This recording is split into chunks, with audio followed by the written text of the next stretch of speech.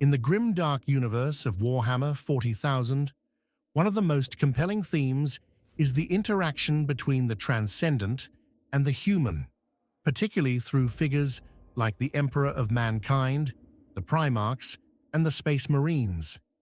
These entities, each representing an aspect of what is beyond humanity, serve as focal points for the exploration of hubris, madness, and emotional suppression. The Emperor of Mankind, for instance, represents the pinnacle of human ambition and presumption. His vision of leading humanity into a golden age was marked by a profound belief in his own infallibility. This hubris drove him to craft a grand vision of a unified human empire, but it also led to a downfall characterized by an increasingly authoritarian grip and isolation from the very humanity he sought to uplift. His ambition, while grand, reveals the peril of trying to impose a singular vision of perfection upon a universe that thrives on chaos and imperfection.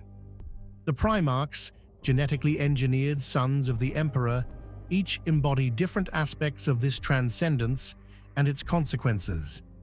Ferrus Manus, the Primarch of the Iron Hands, is a prime example of how such transcendence can lead to destruction. Known for his immense strength and stoic demeanor, Ferrus Manus was also notorious for his overwhelming rage, a trait that ultimately proved his undoing. His unyielding fury and disdain for weakness made him a formidable leader, but also blinded him to the complexities of his own nature and the dangers within imperial ranks. His death at the hands of his brother Fulgrim during the Horus Heresy exemplifies the tragic culmination of his rage and the dire consequences of letting such intense emotions go unchecked. Ferrus Manus's death had a profound impact on the Iron Hands, his genetically engineered sons. The Iron Hands were deeply affected by their father's demise, which catalyzed a significant shift in their approach to their own vulnerabilities. Unable to cope with the grief and rage following Ferrus Manus's death, the Iron Hands chose a path of emotional suppression and mechanical enhancement. This transformation was not merely a physical change, but a profound psychological shift. By increasingly replacing their organic parts with cybernetic enhancements, they sought to distance themselves from the frailties of flesh and emotion that had led to their father's tragic end. In their quest to overcome their own emotional and psychological scars, the Iron Hands adopted a doctrine that emphasized the superiority of machine over man. This reactionary shift, driven by a need to avoid the weaknesses that had led to Ferrus Manus's death, resulted in a chapter that is almost entirely mechanized and emotionally detached. The Iron Hands' reliance on technology and their rejection of their own humanity can be seen as an extreme response to the personal and collective trauma they endured. This approach allowed them to channel their grief and anger into something they could control: the cold, unyielding machinery of war. Thus, the Iron Hands' journey reflects a broader theme in Warhammer 40,000: the struggle between transcendent ideals and human limitations. The Emperor's hubris, the Primarch's personal flaws, and the Iron Hands' reactionary extremism all highlight the complexities of dealing with profound power and the very human consequences of attempting to transcend one's nature. The Iron Hands' transformation into a chapter of emotionless warriors underscores the tragic irony that in their attempt to escape the flaws of their humanity, they have become a stark embodiment of those same flaws, encapsulating the theme of tragic imperfection that pervades the Warhammer 40,000 universe. Today we delve into the history and psyche of the Iron Hands, the sons of Ferrus Manus, also called the Iron Tenth. The martial history of the 10th Legion is a testament to their formidable presence on the battlefield, a record well preserved and contrasted sharply with the obscured tales of other proto-legions. Formed during the twilight of the Unification Wars on ancient Terra, their inception was a blend of the Emperor's grand design and the nascent patterns of the Legion's Astartes that would define the Great Crusade.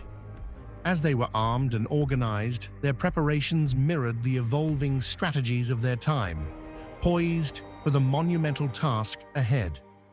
Their recruitment was an interesting and complex affair, drawing from the many regions of old Earth.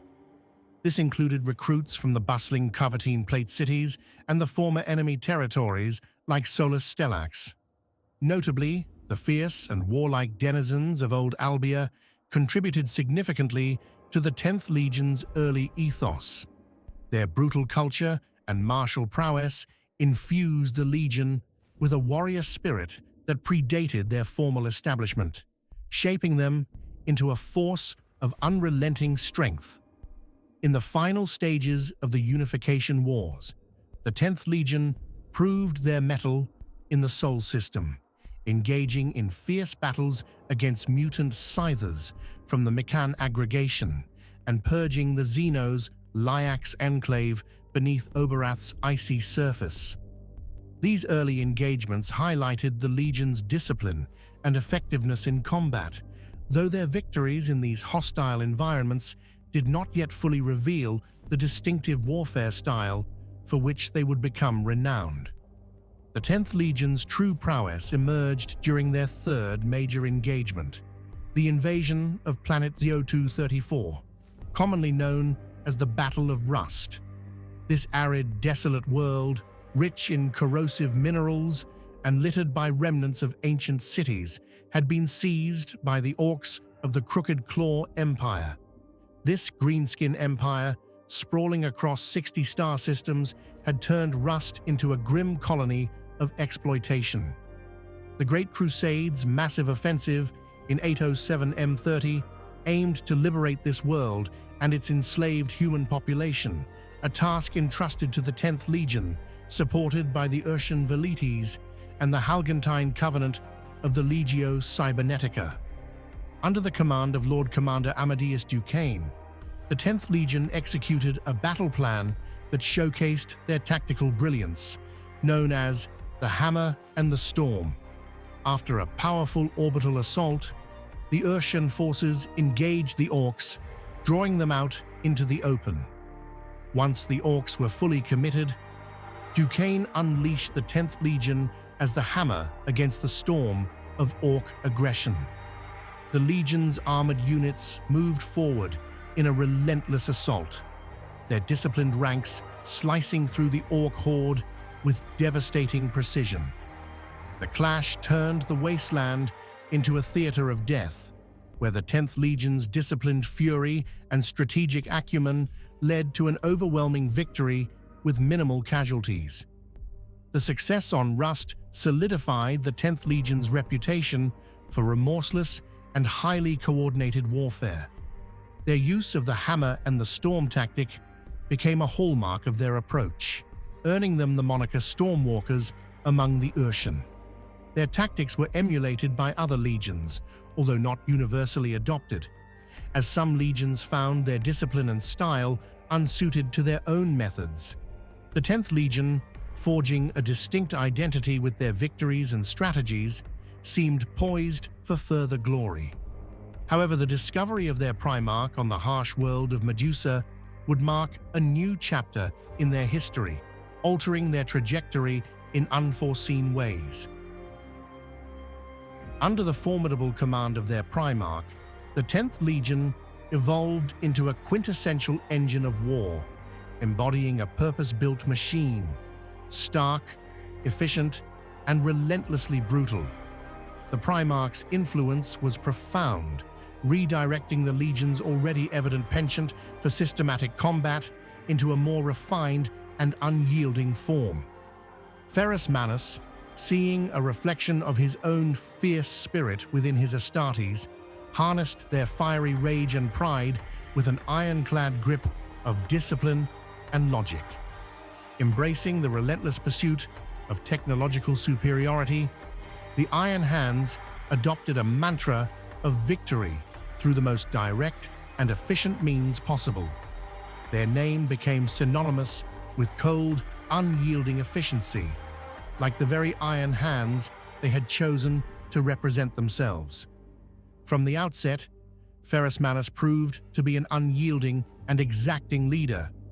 Known to his legion as the Gorgon, a living myth whose strength and intellect transcended the human, he was a figure of formidable authority and stern justice. His intolerance for failure was matched only by his relentless wrath, yet this fury was always tempered by a razor-sharp rationality. Ferrus Manus held his legion and himself to standards of excellence that bordered on the inhuman. His expectations were uncompromising, and the smallest acknowledgement of success from him was cherished more than any other accolade. To his sons, his praise was the rarest of treasures, their devotion to him reflecting a blend of profound respect and fierce admiration. Under the harsh tutelage of Ferrus Manus, the Iron Hands adopted a creed where failure was anathema and weakness was the gravest sin.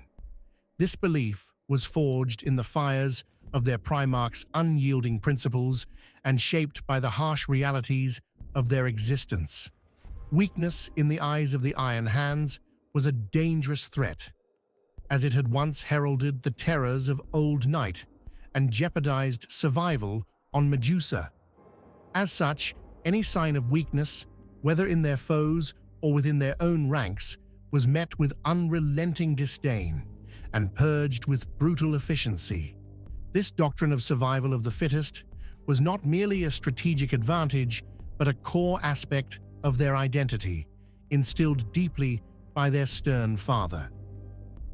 As the Great Crusade unfolded, the Iron Hands rapidly became central to its military operations, their reputation for ruthless efficiency becoming well established. Within the 52nd Expeditionary Fleet, they were renowned for their direct confrontation tactics, thriving in the maelstrom of battle, where their mechanical prowess and disciplined coordination shone brightest. The Legion's approach to high-intensity warfare, particularly against technologically advanced foes, and the formidable Orcs showcased their evolving capabilities. Their successes were so pronounced that they were frequently deployed to battlefronts characterized by large-scale engagements against formidable opponents, reinforcing their role as the Imperium's favored instrument of war. Yet, despite their considerable strengths, the Iron Hands also exhibited certain limitations. Their relentless pursuit of victory and disregard for the broader implications of their tactics often led to friction with both their allies and other legions. Their approach, marked by an apparent indifference to collateral damage and a lack of subtlety, sometimes rendered them conquerors rather than liberators. This reputation, though less contentious than the extreme behaviors of other legions, positioned them as a cold, calculating force within the Great Crusade. Ferrus Manus himself dismissed the intricate politics and glory-seeking of the imperial court, focusing solely on expanding the Imperium and vanquishing its enemies. In his view, all else was but sophistry. As the crusade progressed, the Iron Hands' role at the forefront of battle remained crucial, their victories numerous, yet often shrouded in the secrecy of their insular operations. To the wider Imperium, they remained a formidable, enigmatic force, a calculating engine of war that kept its secrets well guarded. As the War Master Horus initiated his rebellion on Istvan III, Ferrus Manus's longtime friend and ally, Fulgrim, was summoned by Horus to attempt a seduction of the Iron Hands Primarch to the traitor cause. While the bulk of Fulgrim's 3rd Legion and the 28th Expeditionary Fleet headed to join Horus, and the 63rd Expeditionary Fleet in the Istvan system, Fulgrim, accompanied by a small force, went to assist the Iron Hands' 52nd Expeditionary Fleet in reclaiming Kalanides IV from orcs. Their deep bonds of friendship led Fulgrim to believe he could persuade Ferrus to join Horus's rebellion. However, the meeting aboard Ferrus's flagship, Fist of Iron, ended in disaster. Ferrus, incensed by his brother's betrayal, rejected Fulgrim's attempt at seduction, and the discussion devolved into violence. In a fit of rage, Ferrus attempted to destroy the golden blade he had given to Fulgrim, Fireblade, using his own silvery necrodermis hands, but the confrontation resulted in a devastating explosion that left him unconscious. Fulgrim, torn between his corrupted allegiance and lingering affection for his brother, considered using the Warhammer Forgebreaker, crafted for Ferrus as a token of their brotherhood, to kill him. Ultimately, he could not bring himself to deliver the fatal blow. Instead, he took Forgebreaker as a grim reminder of their broken bond and left behind Fireblade. As Fulgrim exited Ferrus's private chamber, he signaled his elite Phoenix Guard, who swiftly executed the Iron Hands' elite bodyguards, the Morlock Terminators, with their power halberds.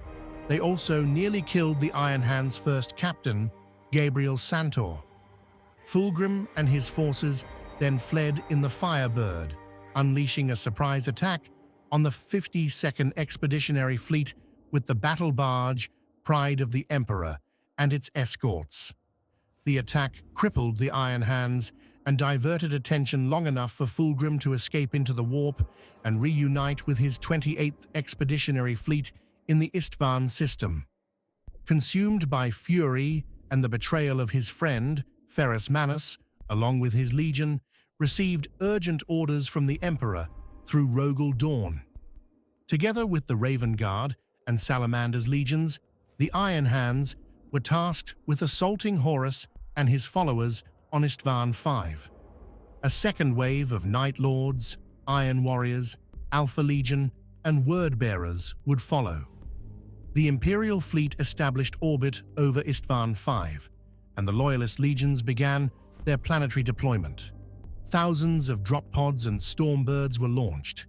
Ferrus Manus, commanding the first wave, led the Iron Hands, supported by Vulcan's Salamanders on the left flank and Corvus Corax's Raven Guard on the right.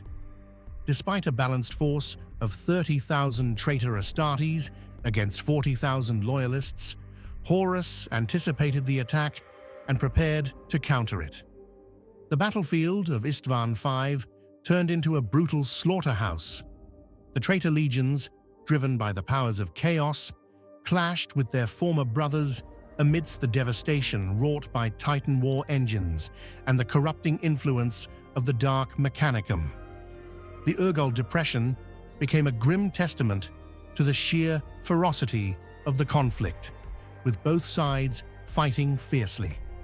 The traitors' line was strained but held, poised to break with the slightest shift in fortune. When the second wave of legions arrived, the surprise was revealed. The Night Lords, Iron Warriors, Word-Bearers, and Alpha Legion, now all traitors themselves, joined the battle, outnumbering the initial Loyalist forces. Despite the Iron Hands, Raven Guard, and Salamanders securing their drop site at a significant cost, Ferrus Manus, driven by rage, ignored his brother's counsel and pursued Fulgrim personally. The battle escalated into one of the largest and most intense engagements of the Great Crusade, with over 60,000 Astartes clashing on the war-torn plains. Fulgrim observed his brother's relentless assault from a distance, reflecting on the tragic transformation of their bond into a vendetta. As Ferrus Manus and his elite Morlocks pressed through the traitor defenses, the Phoenix Guard prepared to confront them. The ensuing clash between Ferrus's Terminators and Fulgrim's elite guard was a violent spectacle of brutal combat and catastrophic force. Fulgrim watched as Ferrus, consumed with rage, battled through the chaos. Fulgrim, though corrupted and conflicted, ultimately faced Ferrus Manus in a climactic confrontation. The two Primarchs, wielding their once-shared weapons, engaged in a ferocious duel. Their weapons, Fireblade and Forgebreaker, met with tremendous force, exchanging devastating blows. Ferrus's relentless assault was countered by Fulgrim's enhanced strength from the demonic blade he wielded, turning the battle into a desperate struggle. Despite their bitter clash, Fulgrim found himself momentarily tormented by the enormity of his betrayal. As Ferrus Manus faltered, Fulgrim's grip on the demonic sword proved uncontrollable, delivering a fatal blow to his brother. Fulgrim's realization of his grave mistake came too late. The once brotherly bond had turned into a lethal confrontation. Ferrus Manus fell, decapitated by his own brother, and the Iron Hands faced near-total destruction. A few survivors managed to escape, but the 10th Legion was left shattered and demoralized. The fate of Ferrus Manus remained a mystery. His body was never recovered, leading to speculation and legend among the Iron Hands. Some believed he had survived and taken refuge on Mars, though this was denied by the Legion itself. With their Primarch lost and the Emperor critically injured at the end of the heresy, the Iron Hands' despair grew. For 10 millennia, the Legion continued to channel their hatred and bitterness, awaiting the return of their Primarch with unwavering devotion. The tale of Ferrus Manus and his Iron Hands stands as a grim testament to the suffering and misery wrought by betrayal and the cosmic upheaval of the Horus heresy. As the flames of war consumed Istvan V, and the once great brotherhood of the Astartes was shattered, the Iron Hands were left with scars that ran deeper than any physical wound. Their plight, marked by the brutal treachery of Fulgrim and the relentless onslaught of Horus's forces, forged a legacy of suffering that would echo through the millennia. In the wake of their catastrophic loss, the Iron Hands became a shadow of their former selves, their existence defined by a cold, unyielding bitterness. The death of their Primarch, Ferrus Manus, left them bereft of their guiding light, and their subsequent trials etched a chilling mark upon their souls. Their despair was palpable, their grief as profound as the darkest abysses of the void. Their once proud banners now flew under the oppressive weight of a tragic fate, and their every step was marked by the heavy burden of loss. Their suffering was not merely a matter of loss, but a transformation into something far colder and more detached. Their hearts, once filled with the warmth of brotherhood and duty, became hardened and unyielding, akin to the unfeeling surface of glacial ice. Their resilience, tempered by relentless hardship, turned into a frigid resolve that masked an all-consuming rage.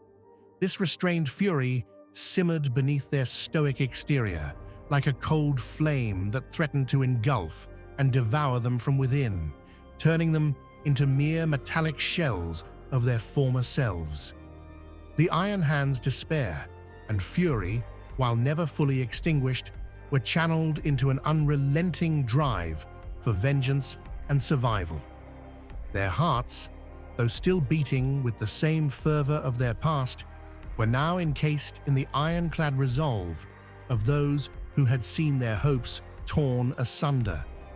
Their gaze remained fixed upon the horizon, not with the hopeful anticipation of one seeking redemption, but with the grim determination of those who awaited the final reckoning. And that's my perspective of the Iron Hands. What do you guys think? Leave your opinions on the comments below. As always, have a great weekend, and I'll see you guys on the next video.